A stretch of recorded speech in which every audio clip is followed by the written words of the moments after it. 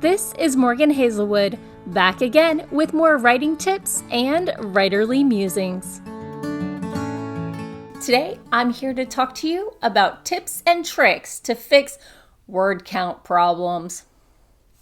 So each type of book has its own expected word count, from chick lit to epic fantasy, from picture books to middle grade to adult. It's often easier to find traction with agents, publishers, and even readers when your story length meets expectations. All too often, writers end up with novels that are wildly outside of genre expectations and are forced to drastically cut or add to their novels. But before we can get to my tips for fixing those issues, let's talk about what the actual industry standards are. Thank you, Writer's Digest, for giving me this information. It'll be linked below, but I'm going to repeat the information so in case you don't go there, you have all the information you need.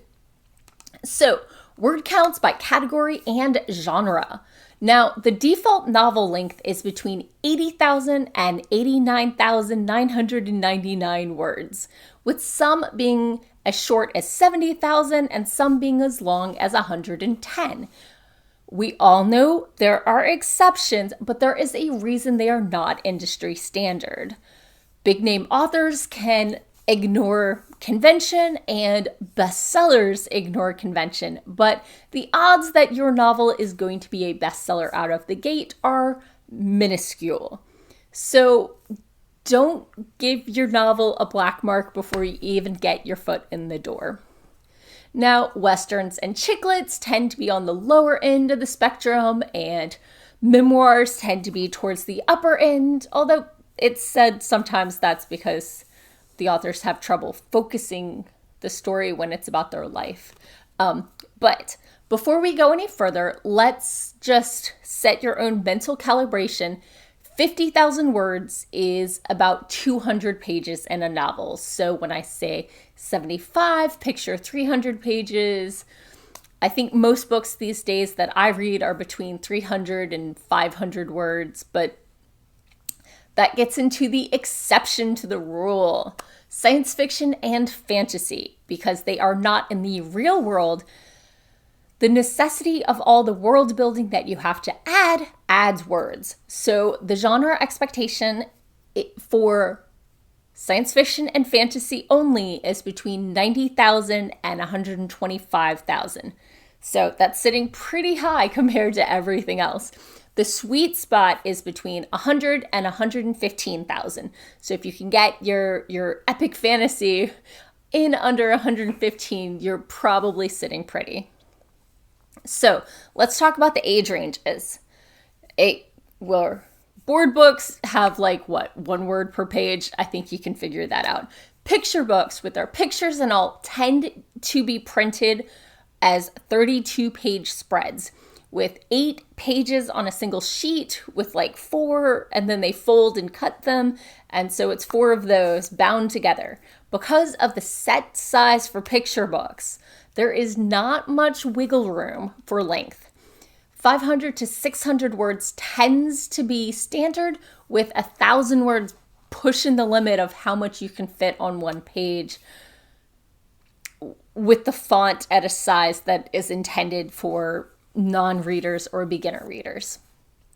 So next up are the early readers. These are intro to chapter books, and they max out about 1,500 words, and they usually still have pictures on most of the pages. Be warned, the market for these is pretty heavily dominated by the publishers, with well-established series and media tie-in characters featuring prominently. That issue carries on to the next category, which are chapter books. These are the next step after easy readers, and they're usually between 5,000 and 15,000 words, and usually read by 6 to 9-year-olds. And once they finish the chapter books, they're ready for middle grade novels. Yay! Middle grade novels are aimed at kids who have moved past chapter books, typically 8 to 12. They're split into 2 groups, upper and lower middle grade. Remember, kids like to read about kids that are slightly older than them So 8-year-olds read about 10-year-olds, 12-year-olds read about 14-year-olds, etc. So lower middle grade novels are usually in the 20,000 to 35,000 page range, while upper middle grade hovers in the 40 to 55,000 page range. And you see how it steps up all nicely. Next up is YA novels. A lot of stories these days, particularly many coming of age stories, are aimed at young adults, even if plenty of adults read them too.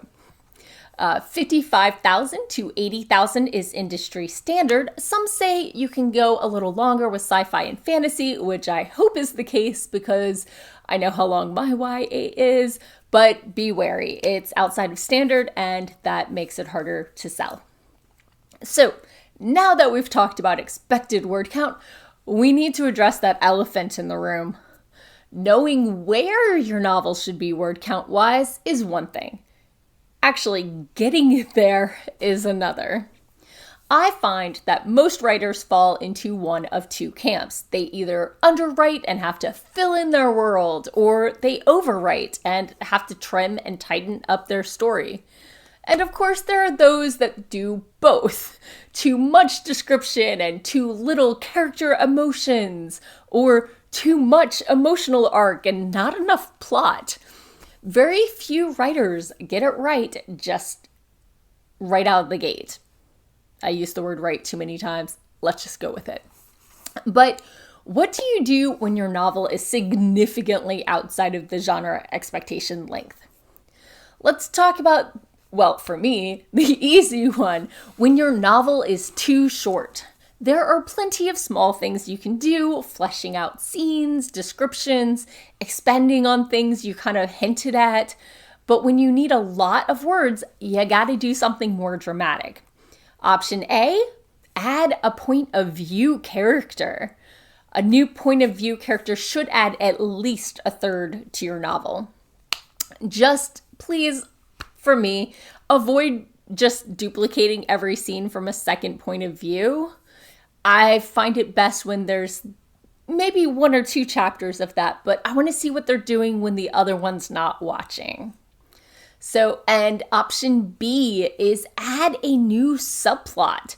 Give your main character something else to juggle, be it a deadline, a kid, family issues, money woes. An additional struggle means additional words. Or maybe the subplot is for your secondary character. You know, they have a life outside of helping the main character. And if your main character is a good friend, they would want to help them when they can. So, now let's talk about when your novel is too long. On the flip side, these stories have grown wildly out of control.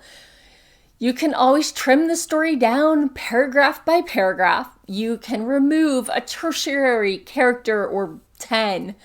But when you've got more than a couple thousand words to cut, you usually need to take more drastic action.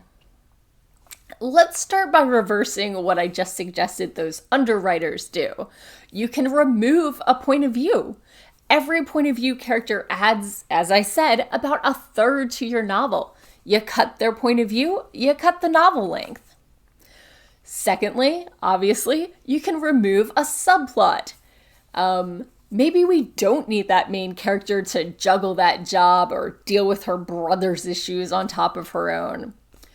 Next up, we can delete secondary or tertiary characters. Extra characters means extra description and actions and motivations. Removing a character can cut down on that a lot. Now, if you can't simply remove them, see if you can combine them with another character. Movie adaptations do this a lot because it is hard to fit the complexities of a novel or a series into 2.5 hours. And finally, when all else fails, you gotta just delete scenes. Maybe you don't want to do the surgery required for the others, they're pretty complicated, or maybe you've tried them all and you still need to trim. And in that case, you just gotta cut scenes from your novel. Drastically cutting your novel is not for the faint of heart, but never fear, you are on the blog of a chronic overwriter. You wrote all your scenes when you were feeling creative and artistic. They grew from the fertile soil of your imagination. Clearly, they are all there for a reason, and it's a struggle to figure out which ones to cut. Which of your children you want to cull. That's why I try to apply a little logic just to justify why I'm cutting this scene to myself. And of course, I will save old drafts so that scene is never truly lost, and maybe it gets a new coat of paint and added in somewhere else. So, when I gotta cut scenes, here are my 3 steps. First, I list all of my scenes with 1 to 2 sentence descriptions. Scenes, not chapters. The chapter breaks can happen in the middle of a scene, or there can be like 10 scenes in one chapter. I don't know how you broke up your story. Break it down by scene. Next, rank each scene.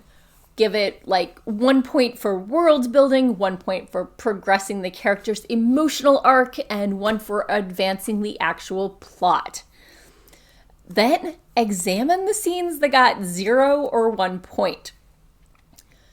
And you gotta decide, can the story stand without this scene? If so, it gotta go. Secondly, could this scene be added to make it do double duty and justify its place in the story? I do this more than I should.